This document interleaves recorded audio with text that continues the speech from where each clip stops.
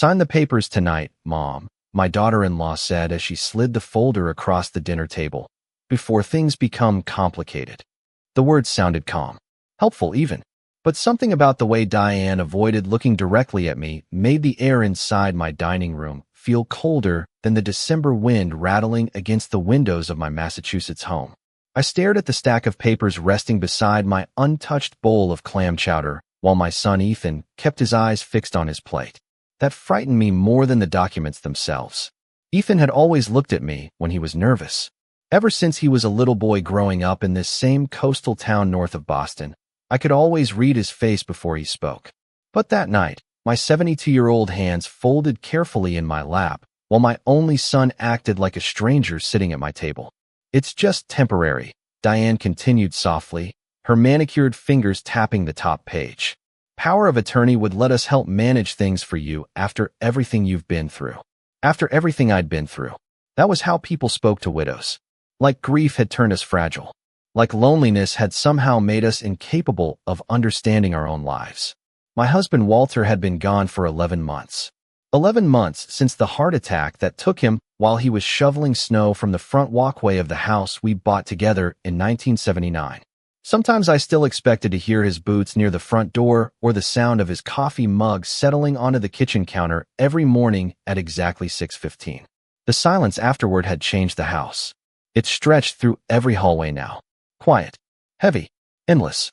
Diane reached for the wine bottle and filled Ethan's glass before touching mine. You shouldn't have to stress over bills or paperwork anymore, she said with a smile that never quite reached her eyes. We just want to make things easier. Easier. I looked down at the papers again. Certain lines had already been highlighted in yellow. Small sticky notes marked places for signatures. Someone had prepared this carefully before I ever sat down at the table tonight.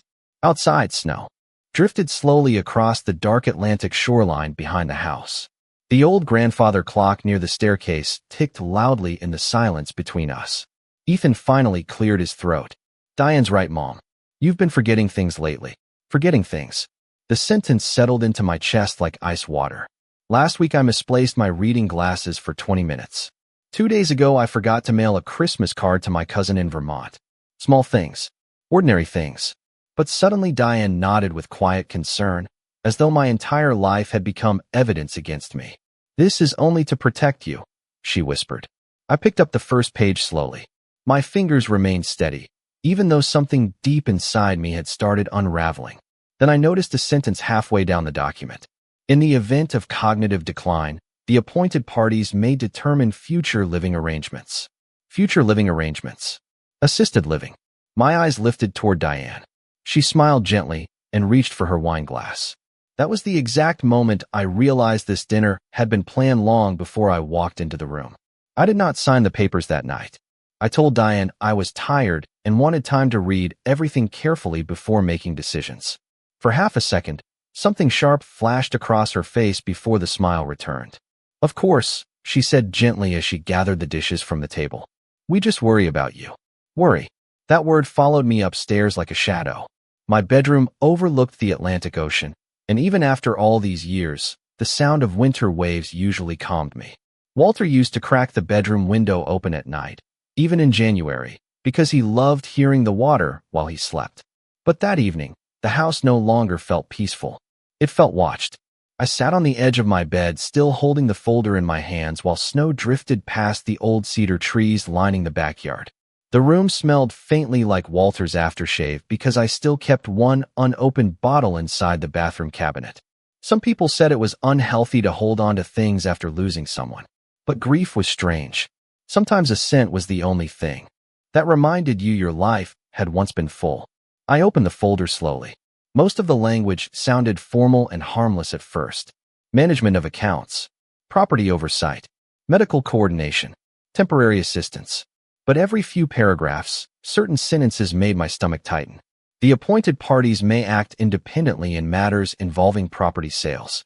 The appointed parties may determine residential recommendations if cognitive impairment is suspected. Recommendations. Such a soft word for something that could take away a person's home. My eyes drifted toward the framed photograph sitting on my dresser. Walter stood beside me in front of this very house 20 years earlier, both of us smiling into the summer sunlight, while Ethan held a fishing pole behind us. Back then, this place felt permanent. Safe. Walter built the back deck with his own hands. He painted every room himself after retiring from the Coast Guard. He used to joke that no one would ever drag him out of this house unless they carried him feet first into the Atlantic. A quiet laugh escaped me before disappearing into the silence. Then I remembered something that made the laughter stop completely. 3 weeks earlier, Diane had casually asked whether I had ever considered downsizing. At the time, she stood in my kitchen sipping herbal tea while pretending to admire the ocean view. A smaller place might be easier eventually, she had said lightly. There are some beautiful assisted living communities near Salem. Assisted living. The same phrase hidden inside these papers tonight. I suddenly realized this conversation had not started at dinner. It had started weeks ago, maybe months. I closed the folder and carried it downstairs again. The lights in the kitchen were still on. Diane stood near the sink loading plates into the dishwasher while Ethan scrolled through something on his phone. Neither of them noticed me at first. If she signs before tax season, everything becomes simpler, Diane whispered quietly. Ethan rubbed his forehead. I know. Just slow down a little. We do not have forever, Ethan. I stopped moving halfway down the staircase. Something about the calmness in Diane's voice unsettled me more than anger would have. She did not sound emotional. She sounded organized. I stepped back silently before either of them saw me. My heart was beating harder now, but my mind had become strangely clear.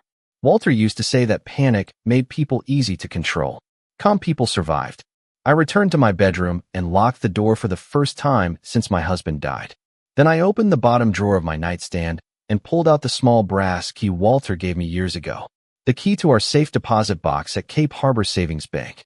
I stared at it resting in my palm while snow tapped softly against the window. Never let anyone rush you into signing something. Walter once told me during another difficult winter many years ago.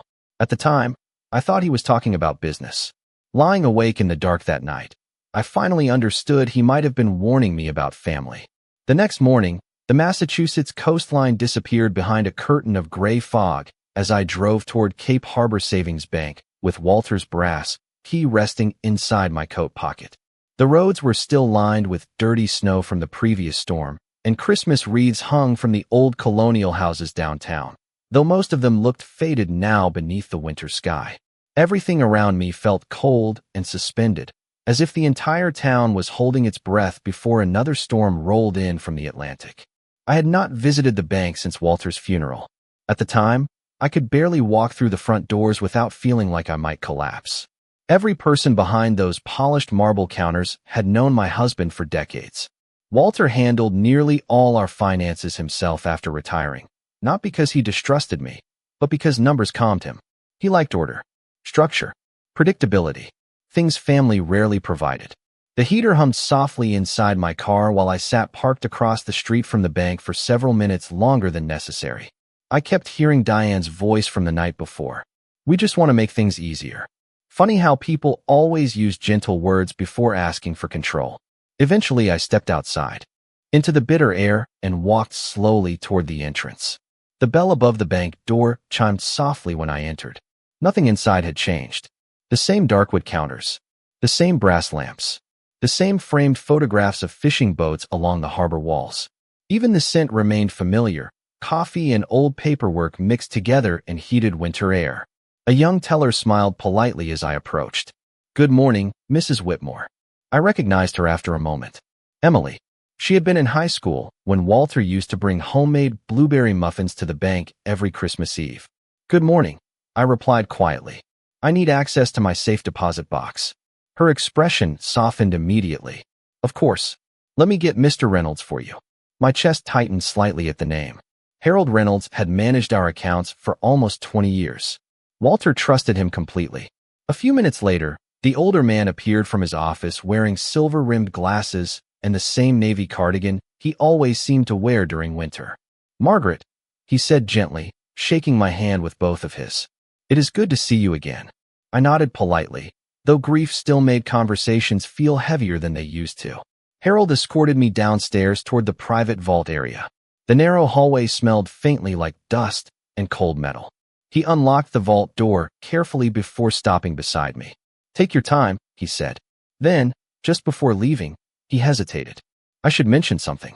Your daughter-in-law called last week asking questions about transfer procedures tied to your accounts. My hand froze around the key. Harold seemed to notice immediately.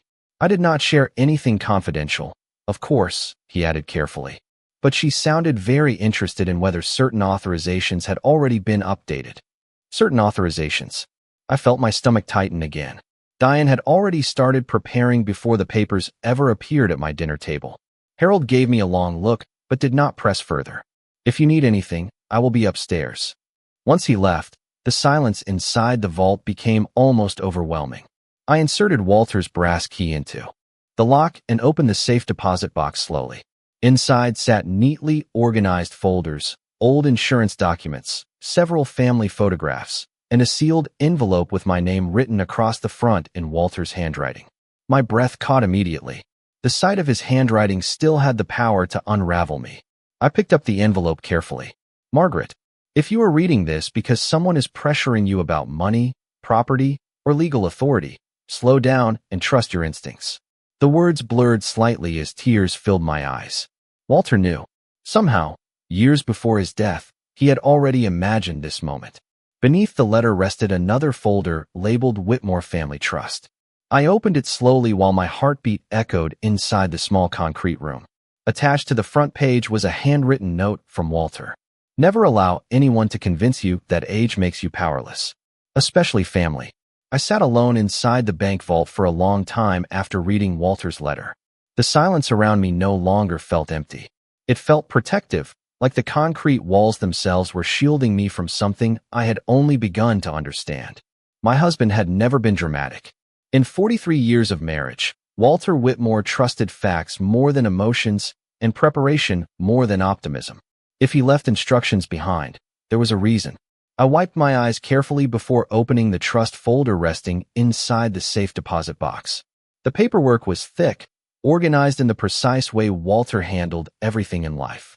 Attached tabs separated legal sections, property records, investment accounts, and handwritten notes in blue ink. My fingers paused when I reached a document labeled Irrevocable Coastal Preservation Trust. Beneath it sat another envelope marked Open Only If You Feel Pressured by Family. A cold sensation moved slowly through my chest. I opened the second envelope carefully. Margaret, if there comes a day when someone tries convincing you that this home would be better managed without you, remember something important. People do not suddenly become greedy overnight. The signs always begin quietly. I closed my eyes for a moment, because suddenly I could see every quiet sign I had ignored during the past year. Diane insisting on helping sort through our financial records after the funeral. Ethan encouraging me to let Diane organize my medication schedule even though I had managed my own health perfectly fine for decades. The way conversations stopped whenever I walked into a room. The way Diane started speaking slower to me recently, with exaggerated patience, as though she were talking to someone fragile. At the time, I blamed grief. I thought maybe loss had simply made me sensitive. But sitting there beneath the fluorescent lights of the vault, I realized something painful. My instincts had been warning me long before my mind accepted it. I continued reading Walter's notes carefully. Several years earlier, he had transferred portions of our assets into protected structures that required direct legal oversight before anyone could gain authority over them. There were instructions for a private attorney in Boston named Daniel Mercer. There were emergency clauses involving property rights. There were handwritten reminders beside certain pages. Never sign under emotional pressure. Never surrender residence rights voluntarily. Watch for urgency. Urgency usually benefits the person rushing you. I almost laughed softly through my tears because those words sounded exactly like Walter standing beside me again. Calm. Observant. Impossible to manipulate. My husband spent most of his adult life commanding Coast Guard rescue operations during Atlantic storms. He used to tell Ethan that panic could sink a ship faster than the ocean itself. I folded the papers neatly and looked around the small vault room while memories surfaced one after another. Last Thanksgiving, Diane casually joked that large homes became burdens for elderly widows. 2 months earlier, she brought brochures for luxury assisted living communities during Sunday dinner and claimed she just thought they looked nice. Even Ethan had changed slowly over time. Less patient, more distracted, more dependent on Diane answering questions for him. The realization hurt in ways I could not fully explain. Betrayal from strangers was painful. Betrayal from family rearranged something inside your understanding of love itself.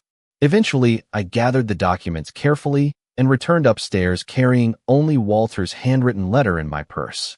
Harold Reynolds looked up immediately when I stepped into his office doorway. "Margaret," he said gently, "is everything all right?" I studied him quietly for a moment before answering. "I need the name of a very good attorney." His expression changed slightly, not surprised exactly, but thoughtful. Then he nodded once and opened his desk drawer. "Daniel Mercer," he said calmly while writing down a Boston address on his business card. Walter trusted him completely. Of course he did. Even now, months after his death, my husband was still protecting me from dangers I had not fully seen yet. Outside the bank, snow had started falling again across the harbor. I stood beside my car holding Walter's letter tightly against my coat while the winter wind swept in from the Atlantic Ocean. For the first time since Diane placed those papers in front of me, fear began giving way to something colder. Clarity. 3 days later, I drove to Boston alone beneath a pale winter sky while Diane believed I was attending a grief support luncheon at St. Andrew's Church. The lie came easier than I expected. That realization disturbed me almost as much as everything else. For most of my life, I had been the kind of woman who answered honestly even when honesty hurt me. But betrayal changes the shape of a person quietly, the same way ocean water slowly reshapes stone along the Massachusetts coast. By the time I reached the city, freezing rain had started falling against the windshield in thin silver lines. Daniel Mercer's office sat inside an old brick building near Beacon Hill, surrounded by narrow streets crowded with brownstones and glowing holiday lights. The receptionist greeted me warmly and offered coffee while I waited. Everything inside the office felt calm, expensive without being flashy. Thick carpets softened every footstep, and the walls displayed framed photographs of sailboats crossing dark Atlantic water. Walter would have liked this place. Daniel Mercer turned out to be younger than I expected, perhaps in his early 50s, with gray beginning to appear near his temples and the steady manner of someone who listened more than he spoke. The moment I introduced myself, his expression shifted with recognition. "Walter spoke very highly of you," he said quietly while shaking my hand. Those simple words nearly unraveled me again. Grief had become unpredictable lately. Sometimes I could discuss my husband calmly for hours. Other times, hearing his name spoken kindly felt like reopening a wound that never fully closed. Daniel guided me into his office, and I placed Walter's folder carefully on the desk between us. He studied the documents silently for several minutes while rain tapped softly against the windows overlooking Boston Common. The only sound inside the room came from pages turning one after another. Eventually, he removed his glasses and looked directly at me. "Your husband was extremely thorough," he said. He anticipated several possibilities. I folded my hands tightly in my lap. "Including family pressure?" Daniel nodded slowly. "Including attempts to establish financial control through emotional influence or claims of diminished capacity." Diminished capacity. Hearing the phrase spoken aloud made something inside me turn cold again. Diane was not simply trying to help organize my bills. She was building a legal narrative around me. Lonely widow. Forgetful. Vulnerable. Easier to move. Easier to manage. Easier to remove from the house. Daniel opened another section of the trust documents. "Your husband created significant protections years ago," he explained carefully. "However, if someone obtained broad power of attorney and successfully argued cognitive decline later, they could potentially complicate your ability to remain independent." My throat tightened slightly. "Could they force assisted living?" He paused before answering. "Under certain circumstances, pressure can become difficult to fight once authority is surrendered voluntarily." Voluntarily. Such an important word.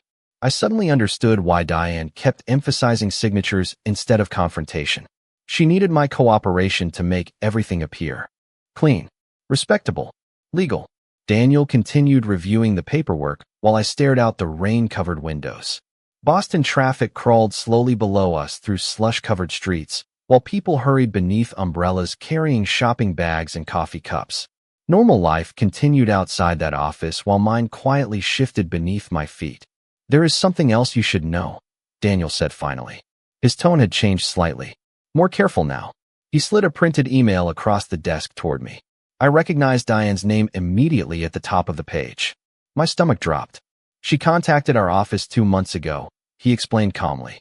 She claimed she wanted guidance regarding future elder care planning for you. 2 months.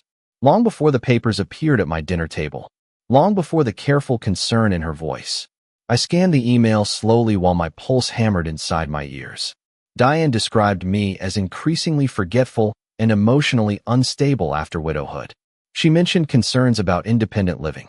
She even referenced occasional confusion about finances. Confusion. I paid every bill in this family for decades before Ethan learned how to balance a checking account. Yet suddenly, I was becoming a problem to manage. I lowered the paper carefully onto Daniel's desk. My hands remained perfectly steady now. That surprised me most of all. Somewhere between Walter's letter and this office in Boston, fear had started hardening into something sharper. What do I need to do? I asked quietly. Daniel studied me for a long moment before answering. First, Margaret, you need to understand something very clearly. He leaned forward slightly. You are not powerless here unless you choose to be. The drive home from Boston felt different somehow, as if the roads themselves had changed while I sat inside Daniel Mercer's office learning the truth about my own family. Snow flurries drifted across the highway in soft waves, disappearing beneath the headlights of passing cars, while Walter's words repeated quietly in my mind. You are not powerless unless you choose to be. By the time I reached the coast, darkness had already settled over the harbor. Fishing boats rocked gently against the docks beneath strings of pale winter lights, and the ocean beyond them looked black and endless beneath the December sky. I parked in the driveway and sat inside the car for several minutes without moving. Through the front window, I could see Diane standing in my kitchen preparing dinner while Ethan leaned against the counter beside her. They looked comfortable there. Familiar. Like people already imagining the house belonged to them. Oddly enough, that thought no longer shattered me the way it would have a week earlier. Pain was still there, but beneath it something steadier had begun taking shape. Awareness. Walter used to say that the most dangerous people were rarely loud. They smiled while making plans around you. They studied your routines, your weaknesses, your loneliness. When I finally walked inside carrying grocery bags I did not actually need, Diane immediately rushed forward with concern painted carefully across her face. Margaret, where have you been? We were worried. Worried again. I almost admired how naturally the word came to her now. The church luncheon ran long. I answered softly while removing my coat. I forgot my phone in the car for a while. Diane exchanged a quick glance with Ethan before smiling. You really should not be driving so much in this weather alone. There it was again. Another small suggestion disguised as care. Another tiny brick added carefully to the image they were building around me. Elderly. Forgetful. Vulnerable. I lowered my eyes slightly and gave a tired nod. You are probably right.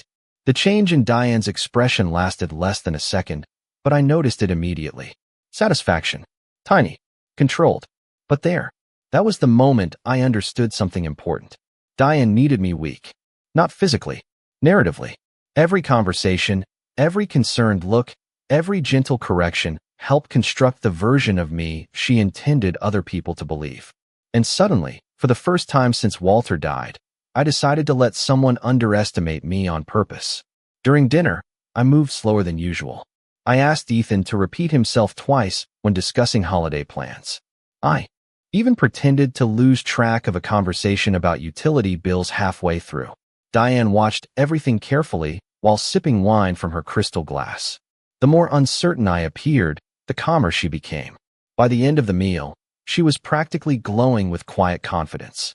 Ethan looked uncomfortable once or twice, but not enough to challenge her. That hurt more than I wanted to admit. After all these years, my son still followed the emotional weather inside his marriage instead of his instincts. Later that evening, I stood alone in the upstairs hallway while Diane spoke softly on the phone downstairs. Her voice drifted upward through the old house, just enough for certain words to reach me. No, not yet, she whispered. But she is getting worse. Honestly, I think assisted living will become necessary soon. I remained perfectly still near the staircase while cold settled through my chest. She was already speaking as though decisions had been made, as though my future belonged to her now. Then Diane laughed quietly at something the other person said before adding, once the paperwork is signed, Selling the property should not take long. Selling the property, not preserving the home, not helping family. Selling it. The house Walter built with his own hands had already become a financial opportunity in Diane's mind. I returned silently to my bedroom before she could notice me listening. Snow brushed softly against the windows while the ocean wind rattled the cedar trees outside. For a long time, I stood beside Walter's old dresser staring at our reflection in the dark glass. Then I opened the bottom drawer and removed the trust documents Daniel Mercer prepared for me that afternoon. New protections, new authority structures, new signatures waiting only for me. I touched the papers carefully while a strange calm settled over me completely. Diane thought she was watching an elderly widow slowly lose control of her life. What she did not realize was that I had finally started paying attention. The following week became a quiet performance inside my own home. Every morning, I carefully played the role Diane expected from me while Daniel Mercer finalized the legal protections Walter had prepared years earlier. I moved slower through the kitchen. I asked Ethan twice where I left my reading glasses even when they sat directly beside my coffee mug. Once, I intentionally forgot the name of a neighbor Diane disliked, and I noticed the almost imperceptible satisfaction that crossed her face before she quickly replaced it with concern. "You should write things down more often," she said gently while handing me a notepad one afternoon. "Just to help keep everything organized." Organized. Another harmless word hiding sharper intentions underneath. I thanked her softly and wrote reminders in shaky handwriting while she watched from across the room. Every small performance made her more confident, more careless. That was the dangerous thing about manipulation. People who believed they were winning usually stopped paying attention. A few days before Christmas, Diane announced that her cousin worked at an excellent assisted living community outside Salem. She brought glossy brochures into the living room after dinner and spread them across my coffee table beside Walter's old chess set. Smiling elderly couples walked through bright hallways beneath words like comfort, safety, and peace of mind. "There is even an ocean view," Diane said brightly. "You would not have to worry about stairs or maintaining this big house anymore." I lowered my eyes toward the brochures while my chest tightened painfully. This was the room where Walter proposed to me during a snowstorm in 1978. The fireplace still carried faint scratches from Ethan's childhood toy boats. Every wall inside this house contained pieces of my life. Diane spoke about it like outdated furniture needing replacement. Ethan sat silently nearby, pretending to focus on his phone while his wife described my future to me. That silence hurt more deeply than anything else. "Maybe eventually," I whispered quietly while folding the brochure closed. Diane reached over and squeezed my hand with practiced warmth. "We only want what is best for you." I nodded weakly and let my shoulders slump slightly. By then, pretending had started becoming disturbingly easy. That evening, after everyone went upstairs, I remained alone in the living room listening to the Atlantic wind push against the windows. Christmas lights reflected softly across the dark glass, while Walter's trust documents rested hidden inside my sewing cabinet beside old family photo albums. Daniel Mercer had worked quickly. Ownership structures were already changing. Financial control was secured. The house itself had been transferred into protected trust management 48 hours earlier. Diane still believed she was slowly cornering a confused widow into surrendering authority voluntarily. In reality, every door she hoped to open had already been quietly locked. 2 mornings later, I walked downstairs earlier than usual and stopped when I heard voices drifting from the kitchen. Diane and Ethan did not realize I was awake yet. "We need her to sign before the end of the month," Diane whispered sharply. "Once tax records update, this gets more complicated." Ethan sounded exhausted. "I know, Diane. No, you do not understand. If she changes her mind later, we could lose everything. Everything. Not help. Not family stability. Everything." I stood frozen near the staircase while silence settled heavily between them. Then Ethan spoke again, quieter this time. "Sometimes I feel guilty." Diane let out a soft sigh, filled with impatience. "Ethan, your mother cannot handle this place alone forever. You know that. We are doing what needs to be done. Doing what needs to be done." Funny how cruelty often arrived dressed as responsibility. I stepped back upstairs before they noticed me standing there. My hands trembled slightly once I reached my bedroom, but not from fear anymore. From disappointment. Somewhere along the way, my son stopped seeing me as his mother and started seeing me as an obstacle standing between his wife and a valuable coastal property. That realization settled painfully inside my chest while snow drifted quietly across the ocean outside my window. Still, beneath the grief, another feeling remained steady now. Control. Diane thought she was guiding this story toward an ending she had already chosen. What she did not know was that Daniel Mercer had scheduled a family document review for the following Friday, and I intended to let her believe she had finally won right until the very moment she realized she never had. Friday arrived wrapped in freezing rain and heavy gray clouds rolling in from the Atlantic. The entire coastline looked muted beneath the storm, as though the ocean itself were waiting quietly for something inevitable to happen. Diane spent the entire morning preparing for the meeting with careful excitement she tried unsuccessfully to hide. She ironed her cream-colored blouse twice. She organized folders across the dining room table beside a fresh arrangement of white flowers. She even baked cinnamon rolls before Daniel Mercer arrived, as though warmth and sugar could disguise what this gathering was truly about. Ethan looked exhausted. Dark circles rested beneath his eyes now, and he barely touched breakfast while Diane reviewed documents one final time beside him. Once everything is signed, life will become much easier for everyone, she said softly while straightening stacks of paperwork. Easier. I wondered whether she even noticed how often she used that word anymore. Around noon, Daniel Mercer's black sedan pulled into the driveway while freezing rain tapped steadily against the windows. Diane practically rushed to greet him at the front door with bright, nervous energy. "Thank you for coming all the way from Boston," she said warmly. "Margaret has been overwhelmed lately, so this really means a lot." Overwhelmed. Another careful brushstroke added to the portrait she had been painting around me for months. Daniel offered her a polite smile before turning toward me. "Good afternoon, Margaret." His calm voice steadied something inside me immediately. I nodded quietly and invited everyone into the dining room. The old mahogany table Walter bought 25 years earlier gleamed softly beneath the overhead lights, while storm clouds darkened the windows behind us. Diane arranged the documents carefully in front of me with colored tabs marking signature lines. "We kept everything very simple," she explained gently. "This only gives Ethan and me authority to help manage things if necessary." Necessary. There was that word again. Daniel sat quietly across from her while reviewing the papers one final time.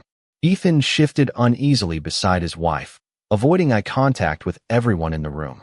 The rain outside intensified, rattling softly against the old house while silence stretched between us.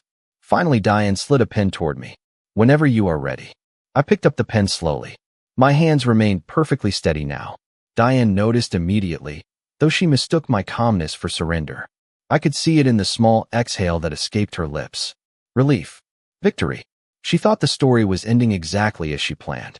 I lowered my eyes toward the papers for several long seconds before quietly speaking.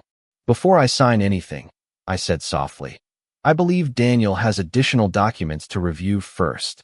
Diane blinked in confusion. Additional documents?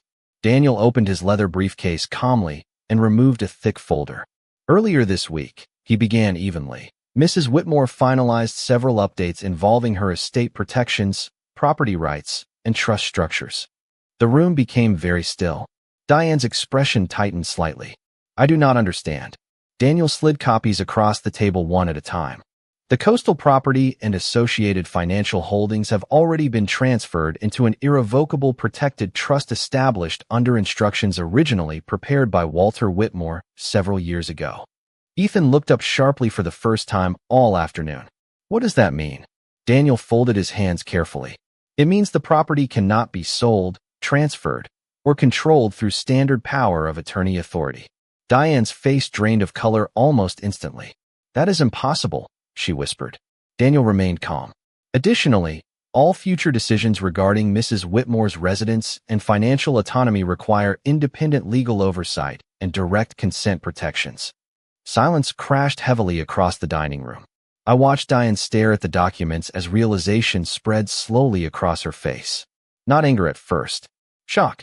The kind that arrives when someone suddenly understands the game ended before they even sat down to play. Ethan looked between us with growing confusion. "Mom, when did you do this?" I met my son's eyes steadily for the first time in weeks. The moment I realized people were making plans for my life without asking me. Diane's composure cracked then, just slightly. Margaret, we were only trying to help you. Help. Such a fragile word now. I folded my hands calmly beside Walter's old dining table while rain swept violently across the Atlantic outside our windows. No, I said quietly. You were trying to prepare for a future where this house belonged to you. No one spoke for several seconds after my words settled across the dining room. The storm outside seemed louder now, waves crashing somewhere beyond the dark windows while freezing rain swept against the old coastal house Walter spent half his life protecting. Diane stared down at the trust documents spread across the mahogany table as though she could somehow force the words to change if she looked hard enough. Ethan looked pale, confused, smaller somehow. Daniel Mercer quietly gathered the unsigned power of attorney paperwork into a neat stack and placed it back inside his briefcase with calm professional movements. Watching him do that felt strangely symbolic, like the ending of something much larger than legal documents. Diane finally found her voice first. Margaret, she said carefully, you are misunderstanding our intentions. Intentions. Another soft word. Another polished disguise. I looked at her for a long moment before answering. No, I said quietly. I think I finally understand them very clearly. Ethan rubbed both hands across his face while staring down at the table. Mom, this was never supposed to hurt you. That sentence landed differently than the others. Because part of me believed he meant it. My son had not become cruel overnight. Weakness was usually quieter than cruelty. Easier to justify. Easier to hide behind someone stronger. Diane leaned forward suddenly, desperation beginning to crack through the careful control she had maintained for months. We were worried about you living here alone after Walter died. I glanced slowly around the dining room while she spoke. The white curtains I sewed 30 years ago still framed the windows. Walter's favorite brass clock still ticked softly near the staircase. Family photographs lined the shelves beside the fireplace, frozen moments from birthdays, graduations, Christmas mornings, summers on Cape Cod. This house held an entire lifetime inside its walls. You were not worried about me, I answered softly. You were worried about what would happen if I stayed independent. Silence returned again after that. The kind of silence that leaves no comfortable place to hide. Diane's expression hardened slightly then, the warmth finally draining away completely. For the first time since Walter's funeral, I saw her clearly without the careful mask she wore around everyone else. Not evil, not dramatic, just calculating, disappointed that the plan had failed. Ethan looked toward me slowly. You really thought we would force you out? I held my son's gaze for several seconds before speaking. You already started trying. His face changed immediately. Pain crossed it then. Real pain this time. Because somewhere deep down, Ethan knew it was true. He remembered the conversations, the brochures, the whispered phone calls, the careful pressure disguised as concern. Daniel stood quietly and buttoned his coat while the storm continued raging outside. Mrs. Whitmore's protections are now fully secured, he said calmly. All future property and financial decisions remain entirely under her control. Under her control. I noticed Diane lower her eyes after hearing those words. Control had always been the real goal. Not safety. Not family. Control. Once Daniel left, the house became unbearably quiet. Ethan remained seated at the table staring down at his hands while Diane walked toward the kitchen without another word. For a moment, I almost felt sorry for her. Imagine spending months building a future in your mind only to realize it never truly belonged to you. Eventually, Ethan spoke again, his voice barely above a whisper. I do not know when everything changed. I looked at my son carefully then. The little boy who once built snow forts beside this house was still somewhere inside the tired man sitting across from me now. But adulthood had a way of slowly replacing innocence with compromise. Neither do I answered honestly.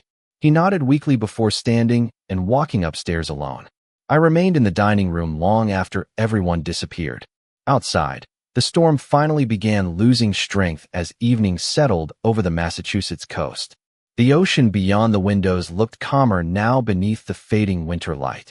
I stood slowly and walked toward the fireplace, where Walter's photograph rested beside an old seashell Ethan collected as a child. My fingers brushed lightly across the frame, while emotion tightened quietly inside my chest. Grief never really leaves you. Betrayal does not either. But something else remained now too. Peace. Not happiness. Not victory. Just peace.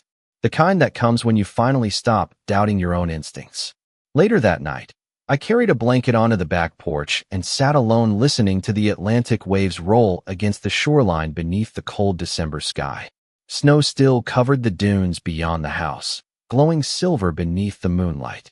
Walter used to say the ocean respected strength but punished hesitation. Sitting there wrapped in silence, I finally understood exactly what he meant. They thought age had made me weak. What it actually gave me was the ability to recognize danger before it destroyed me.